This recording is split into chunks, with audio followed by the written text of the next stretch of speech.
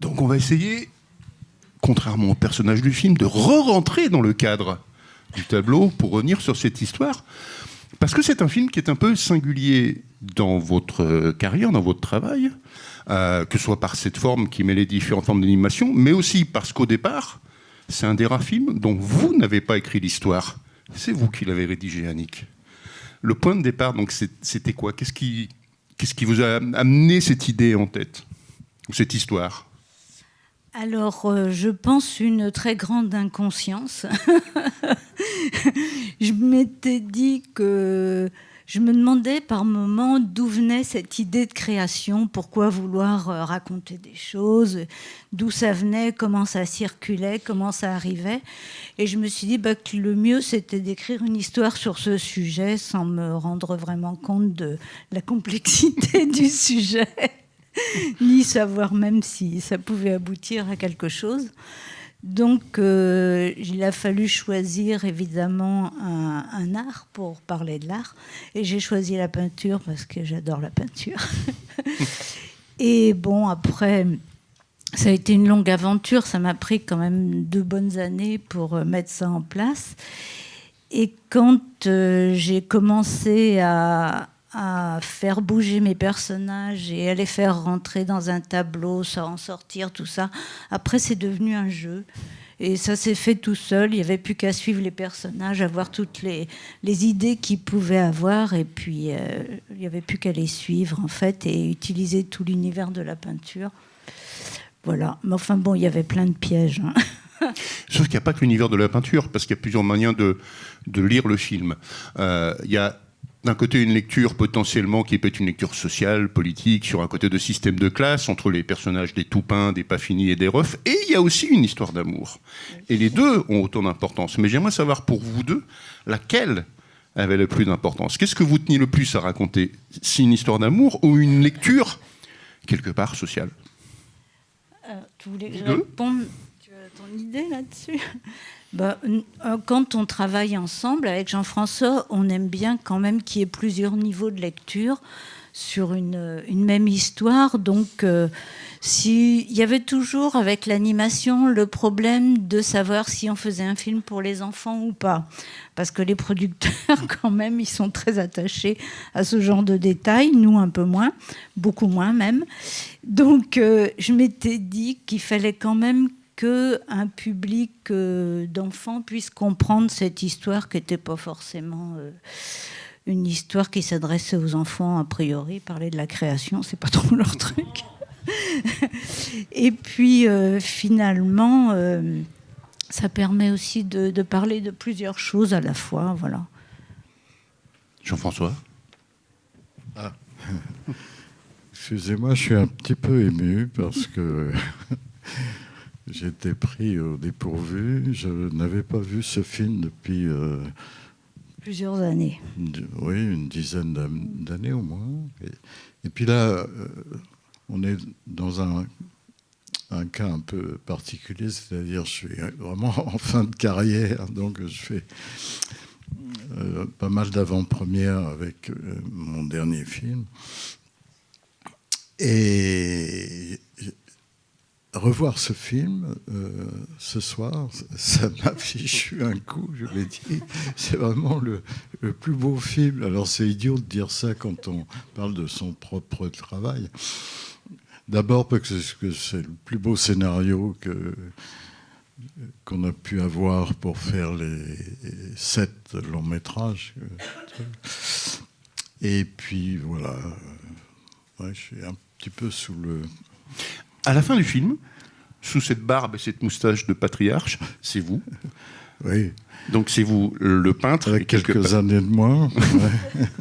Le peintre et le créateur du film, mais qui dit on n'abandonne pas ces personnages. Pourquoi ils ont été abandonnés ? Est-ce que vous, pour revenir sur cette idée d'émotion-là, est-ce que vous abandonnez vos films ? Genre on les abandonne jamais vraiment, mais quel rapport on a avec ces films, ces personnages au gré des années ? Oui, la notion d'abandon, je l'ai traitée dans plusieurs histoires. C'est quelque chose qui me touche pas mal. Mais pour répondre plus précisément à votre question, Oui, l'abandon est effectif. Et c'est pour ça que c'est une grande surprise de retrouver ces enfants ce soir. Je ne sais pas si pour Annick, c'est la même chose. Ben si, en fait, moi, ça fait quand même 20 ans que j'ai écrit cette histoire, parce qu'entre le moment où on écrit une histoire et où le film sort, déjà, il se passe un certain temps. On ne va pas appuyer sur ce qui fait mal, ça dure longtemps. Et puis, de les retrouver, oui, c'est vrai que les personnages des films, ce sont nos enfants de papier, un peu, si je puis dire. Et on y est attaché. En même temps, ils nous ont quittés, on les a lâchés, c'est vrai. On était bien contents de passer à autre chose. Mais on les retrouve et on a de l'affection pour eux. C'est bizarre. En fait, tu ne trouves pas qu'ils se sont même enrichis eux-mêmes? C'est-à-dire qu'on en a marre de les voir à la fin du film. Non, et quand on les retrouve après, on est content. On les voit autrement. Ouais. Ah ouais, je les trouve plutôt mieux que quand on les a créés. Oui, c'est ce que je te dis. Ils se sont finis eux-mêmes. Voilà, ils se sont arrangés tout seuls, sans nous.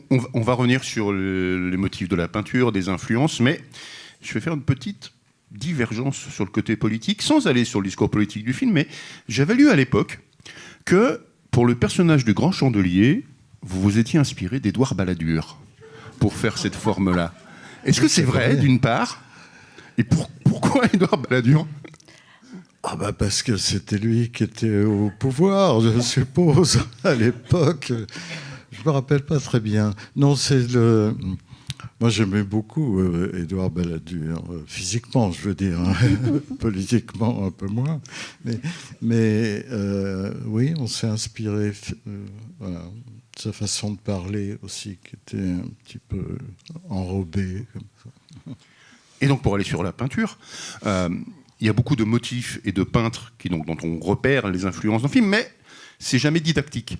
C'est jamais voulu comme une leçon de peinture.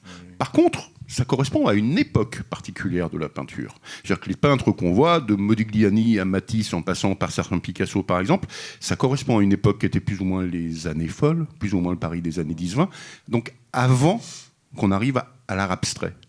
Est-ce que ça c'était important pour vous? Pourquoi avoir choisi de situer le film en tout cas, pris des peintres de cette période-là? Quand moi j'écris une histoire, je me casse pas trop la tête pour savoir comment elle va être dessinée après.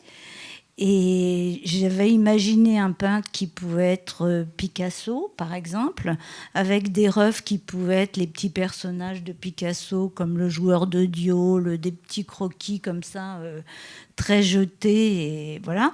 Je m'étais dit que les pas finis, ça pouvait être des Toulouse-Lautrec, un petit peu colorés, mais pas vraiment terminés.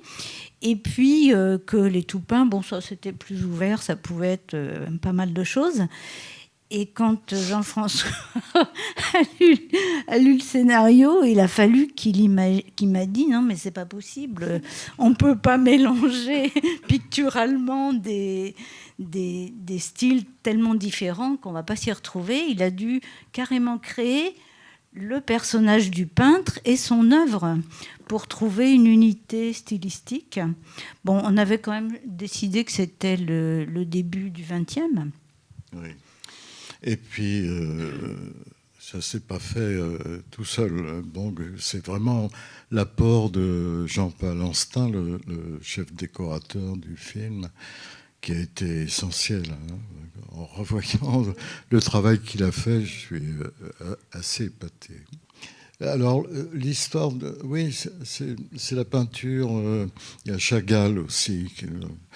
On avait envie de donner un petit coup de chapeau comme ça. Mais en effet, comme vous le dites, de ne pas aller trop loin dans l'évocation précise de ces peintres-là, parce que on voulait rester aussi un petit peu extérieur. Et il y a l'histoire d'amour, en effet, qui est importante, l'histoire politique. Il y avait parfois même trop de choses. Il a fallu choisir. Le scénario était tellement riche, tellement ouvert, il y avait tellement de pistes à explorer que voilà, il a fallu... Quand vous disiez à un moment, ça a failli être impossible. Est-ce que le véritable pari du film, c'était justement de trouver l'équilibre entre tous les univers, non seulement les influences graphiques, mais aussi formellement? Parce que, alors, c'est pas votre première expérience en prise de vue réelle, vous aviez fait 2 courts-métrages en prise de vue réelle à vos débuts, mais par contre, c'est votre premier film où il y a mélange prise de vue réelle, animation, mélange 2D et 3D. J'ai cru comprendre que vous préférez qu'on dise animation numérique que 3D, mais est-ce que le vrai pari, il n'était pas là, justement, de maintenir ces univers-là, tout en créant quelque part un supplémentaire, quoi? Oui, mais ça, c'est le scénario qui le nécessitait, et c'était assez excitant de dire, bon, ben, on va créer 3 images vraiment différentes. Donc il fallait que les personnages soient relativement stylisés, abstraits, pour que quand ils pénètrent dans le tableau, ils pénètrent dans une première réalité, pas dans le tableau, dans l'atelier du peintre. Ils pénètrent dans une réalité, mais ne pas aller trop loin non plus dans cette réalité. Donc c'était assez difficile à doser, sachant qu'ils allaient, dans une 3e étape, pénétrer, alors là, dans la prise de vue réelle. Et même cette prise de vue réelle, je me suis quand même arrangé pour la truquer un petit peu. C'est un petit peu faux, ce qui fait qu'on peut imaginer dans le scénario d'Annick, je me rappelle bien que la petite Lola, elle arrivait dans le dernier plan jusqu'au cadre du tableau et qu'elle grimpait et pénétrait dans la salle de cinéma. Oui, c'était prévu pour être en hologramme, mais la technique n'était pas au point. On n'est pas allé jusque-là, on s'est arrêté un peu avant. Mais ça pose la question, parce qu'à l'époque où est sorti le film, on est dans une période où il y a une nouvelle mode du cinéma en relief, du cinéma en 3D. Est-ce que ça vous aurait plu d'aller vraiment jusqu'au bout de l'expérience et de faire un film avec un vrai relief, une 3D holographique, par exemple? Non, peut-être pas. Je crois que les difficultés que l'on a eues me suffisaient amplement. La 3D, je détestais la 3D à l'époque. Il faut dire que c'était pas terrible, hein. Et puis, le producteur, qui était Blue Spirit, qui avait des studios à Angoulême, m'a dit, écoute, moi je peux pas faire autrement, j'ai un studio équipé en 3D avec les gens qui ont appris la 3D, qui l'ont découverte, qui l'ont enrichi, et on fait le film en 3D ou on le fait pas, quoi. Alors je lui disais, mais c'est pas possible, c'est de la peinture, on pourrait pas faire de la peinture animée, vraiment en 2D. C'est l'histoire d'un peintre, c'est pas l'histoire d'un sculpteur. Je me dis, peut-être que la 3D, qu'un sculpteur, ça pourrait marcher. Elle me dit, bon, c'est comme ça. Et en fait, ils nous ont bluffés, parce qu'ils ont fait une première étude sur l'atelier du peintre. Et quand j'ai vu ça, je ne pensais pas qu'on pouvait aller aussi loin. Avec une dimension supplémentaire qui fait qu'un film en 3D, ça nécessite beaucoup de gens, généralement. Quand on voit les génériques des films, aujourd'hui en relief ou les films d'animation, il y a vraiment beaucoup de postes. Ce film-là, il reste sur une équipe qui est assez réduite. Il reste sur une idée d'artisanat. Oui. En quoi c'était important, ça, pour vous, de rester sur cette échelle, pas réduite, mais en tout cas une échelle plus petite? Parce que je ne peux pas travailler autrement. Je ne peux pas travailler avec des grosses équipes. Non. J'ai envie qu'on n'ait pas besoin de se parler beaucoup. Donc, j'ai fait des films, on était 6, hein, comme le film qui va passer ce soir. Et puis d'autres, beaucoup plus difficiles pour moi, comme Le Château des Singes, où je pense que 300 personnes ont travaillé dans le film. Non, ça, je préfère les solutions plus artisanales. Mais, oui, voilà, absolument. Mais est-ce que cette utilisation technique, parce que derrière, vous allez revenir à quelque chose de plus 2D, en quoi ça a changé votre travail? En quoi ça a changé votre vision potentielle du travail de réalisateur d'animation ou même de scénariste d'ailleurs? Qu'est-ce que cette technique a changé pour vous? De toute façon, J'ai du mal à parler technique pour une raison très simple, c'est-à-dire quand je suis passé du court-métrage au long-métrage, j'ai compris que la technique devait passer derrière l'histoire. Ce sont d'abord des histoires que j'ai voulu raconter dans chacun de mes films. Et à ce moment-là, le tableau, c'est l'exemple même d'un film qui tient sur quelque chose qui est écrit vraiment. Et le public, il s'en fiche finalement, que ce soit en 2D, en 3D, en 5D, je sais pas. Vraiment, il attend qu'on lui raconte quelque chose. Voilà. Donc, moi, finalement, après, je ne me suis pas interrogé davantage sur la technique. Ça dépendait vraiment de la production. Un film qui était en coproduction avec le Canada, donc il fallait travailler d'une façon ou d'une autre. Du moment qu'on arrive à communiquer une émotion, que les personnages sont riches, ben, ça va. Si l'important c'est de raconter une histoire, donc ce film-là qui parle d'un créateur que vous finissez par jouer, il est question d'un autoportrait aussi dans le film, forcément ça raconte aussi votre histoire quelque part. Et dans ce film-là, par le passage sur la forêt, par le passage à Venise, ça ramène à deux choses qui sont un rapport à la nature qui est très présent dans vos films, qui est un thème qui est souvent là, et un rapport au théâtre qui était une de vos premières passions. Dans quelle mesure ce film-là, quelque part, c'est pas celui qui raconte le plus de choses de vous à travers cette histoire-là? Et peut-être qu'il faut un regard extérieur dessus pour... Bon, alors, déjà, le film, il commençait par beaucoup plus de choses en amont. C'était la prise de pouvoir du grand chandelier, les autres qui se faisaient virer, tout ça. Jean-François, il m'a dit non, moi je veux commencer à un moment un peu choc comme ça. Donc, et si tu peux me faire une présentation théâtrale. Donc j'ai dû me plancher un peu sur la façon dont au théâtre on amenait l'ouverture d'une pièce, par exemple, et pour lui écrire un prologue et commencer le film à ce moment-là. Mais l'entrée n'était pas la même. Tu te souviens de ça? Ah oui, ouais. Mais j'aime beaucoup l'entrée comme ça. Oui, tu me l'as demandé. J'espère que tu aimes bien.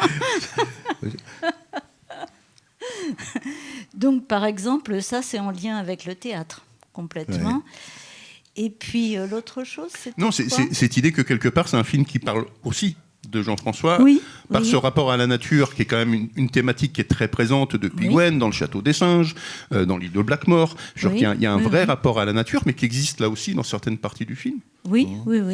Bon, je crois qu'on a ça aussi en commun, ce lien à la nature. Et puis...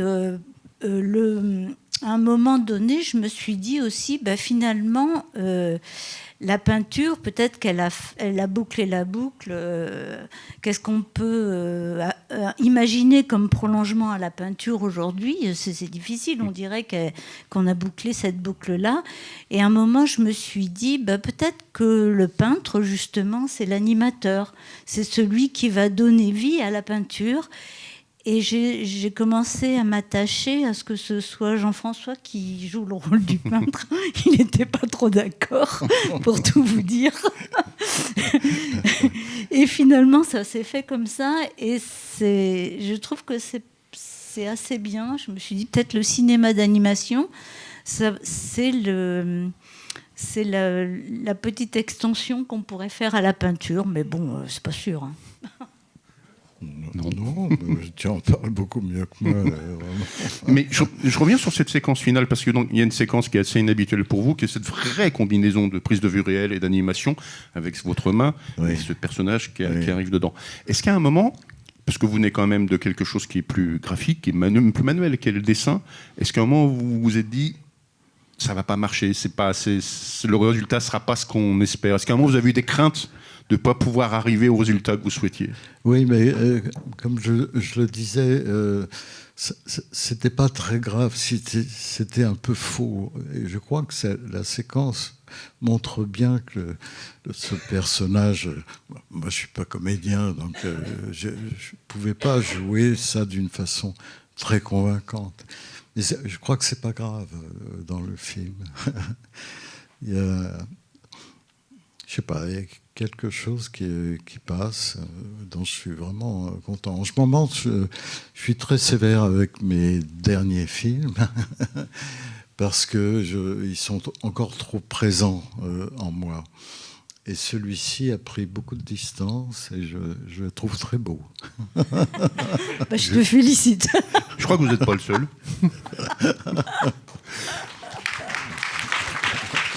Merci beaucoup. Si on parle de distance, une histoire d'amour entre deux personnes de classe qui essayent de sortir de leur cadre social et autres, forcément, ça fait le lien avec la bergère et le ramoneur ou le roi et l'oiseau de Grimaud, dont vous avez été l'assistant. Qu'est-ce qui vous en est resté ? Oui, non, je n'ai pas été assistant de Paul Grimaud du tout. J'ai connu Paul Grimaud au moment où il essayait de reprendre La bergère et le ramoneur, qui est la première version du roi et l'oiseau, et pour pouvoir le refaire, puisque le film lui avait été retiré par les producteurs à une certaine époque, et il n'avait pas pu le terminer. Donc Jacques Prévert et Paul Grimaud avaient été exclus complètement de ce film. Et c'est le moment où Paul essayait de redessiner, en faisant d'ailleurs des animatiques qui n'étaient pas sauvages, mais qui étaient un petit peu où il redessinait les plans qui, selon lui, avaient été gâchés par l'équipe qui avait fini La bergère et le ramoneur. Voilà. Donc ça a été une période de formation, mais j'ai pas travaillé avec lui. Mais j'étais là, quoi. Et être avec Paul Grimaud ou Jacques Prévert à cette époque-là, c'est quand même extraordinaire. Sur le final du film, donc, le peintre dit mais en fait, ça n'a pas d'importance. Vous estimez que certains personnages ne sont pas finis, mais en fait, ils se sont finis eux-mêmes. Ça pose quand même la question de votre rapport à vos personnages. À quel moment vous savez qu'un personnage, justement, il est complet ? Il est totalement incarné, que ce soit à l'écriture ou à la réalisation. À quel moment vous dites « Ok, c'est bon, ce personnage-là, il me va ». Non, il ne me va jamais. En fait, il est toujours pas fini, c'est-à-dire, mais c'est le problème que les peintres connaissent bien, hein, ou les dessinateurs aussi. Donc on les abandonne. En effet, une peinture n'est jamais finie, elle est abandonnée. Et naturellement, c'est nécessaire pour que l'œuvre soit visible. Mais là, on vient de terminer un film qui traite une fois de plus du même sujet, de l'abandon. C'est l'histoire d'un bateau qui est pas fini dans le jardin. Est-ce que ça veut dire que pour vous, un film n'est jamais totalement fini ? Oui, bien sûr. Oui, comme... Il y a cette idée donc d'influence, de présence de pas mal de peintres dans le film. Mais il y a aussi quelque chose d'autre qui est au-delà de l'idée de, pas imiter, mais de reproduire certains tableaux, d'une utilisation de la couleur particulière. Genre qu'il y a une guerre à un moment qui arrive dans le film, et quelque part, c'est la guerre des rouges contre les verts. Comment vous avez basé cette idée d'utilisation de la couleur et des choix des couleurs, qui ont quand même une vraie importance à tout niveau dans le film, que ce soit graphique ou même dans l'histoire, quoi. Oui, oui. Et ça, c'est toi qui peux en parler, là. Oui, à partir du moment où on traite d'un univers, il y a le côté pictural, il y a la couleur, il y a la forme, il y a le fini, le pas fini. Voilà, c'est tout un ensemble d'éléments qui font que le scénario il devient organique et il roule un peu tout seul, quoi. On utilise tout, voilà. Donc même le nom des personnages. Même magenta, c'est à la fois une bataille et une couleur. Waouh. Ça fait la recherche. Ça fait plaisir. A fait la recherche couleur, non seulement sur ce tableau-là, mais sur les autres également. Donc c'était son travail alimentaire. Il y avait 300 personnages. Alors j'ai dit, bon, ok, je vais les mettre en couleur parce que... Puis on joue avec son histoire, voilà, on joue avec les personnages. Quand ils se refont dans une autre époque picturale, avec Miro, avec d'autres petites références comme ça, Klee, d'autres peintres, voilà. Et puis on peut jouer à l'infini comme ça, avec un sujet, voilà. Et tout à l'heure, j'ai même pensé que parfois il y avait trop d'idées dans ce film. Mais c'est le premier long métrage que j'ai écrit, je voulais tout mettre dedans. Mais je reviens donc sur cette idée des choix des couleurs, parce que le film joue vraiment beaucoup là-dessus, y compris dans les textures. Genre qu'il y a des moments où il a un côté très aquarelliste, d'autres, à un moment, la 2D, 3D donne une sensation différente d'incarnation. Oui. Comment ça s'est fait, ce travail-là ? Alors, c'est un travail d'équipe. Alors là, vraiment, on dit toujours que le cinéma, c'est un travail d'équipe. L'animation, encore plus. C'est-à-dire, on est plusieurs créateurs sur le plan. Une fois que l'écriture est terminée, il y a un travail qui va durer. Alors, selon le temps qu'il faut au producteur pour trouver le financement, ça peut prendre des années. On est à 2 ou 3 à travailler sur l'image. Donc, les décorateurs comme Palanstin, l'assistant réalisateur Rémi Chaillet, et puis d'autres, on a travaillé sur les personnages, on les a développés. Donc, je ne suis pas du tout auteur de ce genre de choses. C'est un groupe. À partir de là, puisque vous êtes revenu plusieurs fois sur l'idée d'une œuvre collective, c'est un film qui parle du rôle des créateurs, du créateur, parce qu'on peut faire une lecture pas religieuse, mais quelque part le peintre c'est un peu un dieu qui laisserait un peu ses créations se débrouiller par elles-mêmes. Ça veut dire quoi, un créateur, pour vous ? Pour vous deux, d'ailleurs, qu'est-ce que ça veut dire ? Je ne sais pas du tout, mais dans le film, on ne le voit pas, le créateur. Il est quelque part au-delà du cadre. Il est hors champ. Hors champ. Je ne peux pas en dire plus. Il y a une idée, genre, si le film s'appelle Le Tableau, ça c'est moi qui cale peut-être quelque chose dessus, mais c'est un titre qui là aussi est à multiples couches, parce qu'en gros, c'est comment est-ce qu'on voit les tableaux sous les tableaux. Est-ce que vous diriez que quelque part, c'est votre film le plus dense dans ce côté de la variété de thématiques, sa variété de lecture ? Oui, bien sûr. Oui. Le plus compliqué. Le trouver ? Le plus riche, le plus... Eh ben, pour paraphraser la dernière phrase du film, ou presque, et maintenant, c'est d'autres films parmi les vôtres qui vont être projetés pendant le reste du Carrefour d'animation. Je vous recommande de vous reprendre au catalogue. Et j'ai envie de dire, soyons des éponges, effectivement, et nourrissez-vous des films que vous allez pouvoir voir ici. Merci à vous deux, merci à vous.